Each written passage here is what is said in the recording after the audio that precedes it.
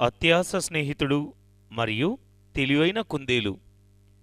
ఒక దట్టమైన అడవిలో కీతు అనే పేరుగల ఒక నక్క మరియు పప్పు అనే పేరుగల ఒక కుందేలు ఉండేవి. వాళ్ళిద్దరూ చాలా మంచి మిత్రులు. ఇద్దరూ కలిసి ఆహారం దొంగతనం చేస్తూ ఉండేవారు. అప్పుడప్పుడు మనుషుల యొక్క ఆహారం కూడా దొంగలించేవారు మరియు అడవిలో ఉన్న జంతువుల ఆహారాన్ని అలా వాళ్ళను మోసం చేసి వాళ్ళ ఆహారం దొంగలించేవారు. ఒకరోజు కీతు నక్క ఒక మహిళ బుట్టలో ఉన్న ఎన్నో రకాల మిఠాయిలను చూస్తుంది.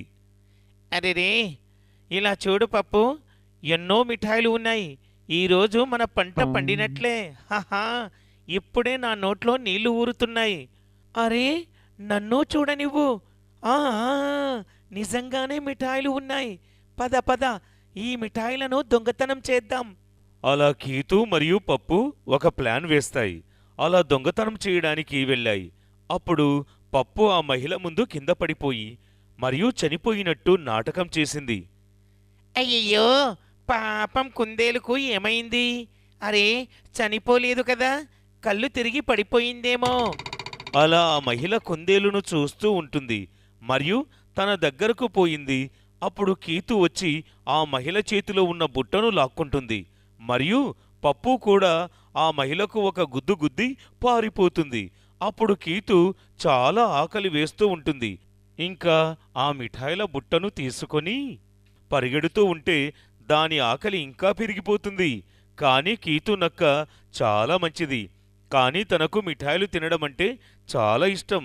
అందుకే ఆ నక్కకు ఎప్పుడూ ఒక భయం వేసేది. ఇలా మిఠాయిలు దొరికినప్పుడు తన మిత్రుడిని మోసం చేసి ఒక్కడినే తినేస్తాను అని. మరియు ఇన్ని రోజుల తర్వాత మిఠాయిలు చూసినందువలన తనను తాను కంట్రోల్ చేసుకోలేకపోయింది. అయితే ఫటాఫట్గా అన్ని మిఠాయిలు తినేస్తుంది మరియు అది లోపల అనుకుంటుంది, నేను చాలా తప్పు చేస్తున్నాను అని. అప్పుడు కుందేలు అక్కడికి వస్తుంది. కీతు నక్క చేసిన పనికి చాలా కోపం వస్తుంది. ఎందుకంటే తనకు కూడా చాలా ఆకలి వేస్తూ ఉంటుంది మరియు తను కూడా చాలా కష్టపడి ఆ మిఠాయిలను దొంగలించింది. కాబట్టి ఈ విధంగా చేసినందువలన తన మిత్రుడికి గుణపాఠం నేర్పాలి అని అనుకుంది. అందుకే పప్పు కుందేలు ఒక ప్లాన్ వేస్తుంది కీతు మీద ప్రతీకారం తీర్చుకోవడానికి.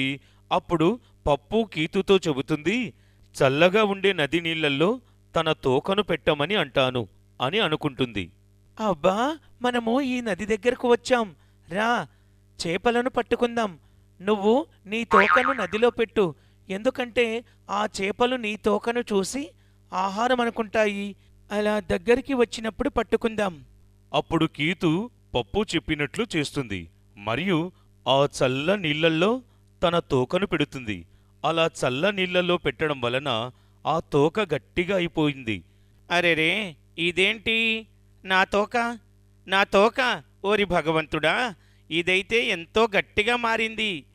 పప్పు అదంతా చూసి చాలా సంతోషించింది.